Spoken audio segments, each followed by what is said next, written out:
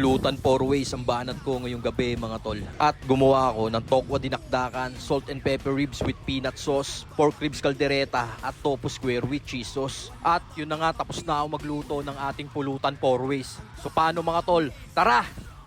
Tagay na! At mga tol, check nyo nga pala sa ating yellow basket itong ating mabisang 1.5 na beer tower. May ilaw pang kasama yan. Tapos itong ating pilsen, buhusan natin. Paano tol? Mauna na ako. Okay, banat. Tagay po. Yes.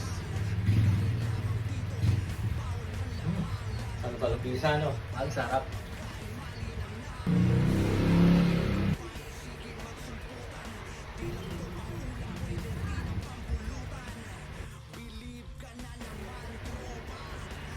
Yes.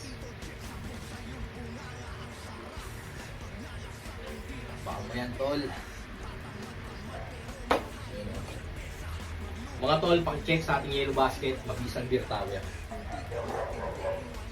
Bubuksan natin eh. Lagay mo na lahat. Juice ulit. Paano mga tol? Enjoy lang namin to. Yan dito na lang. Peace.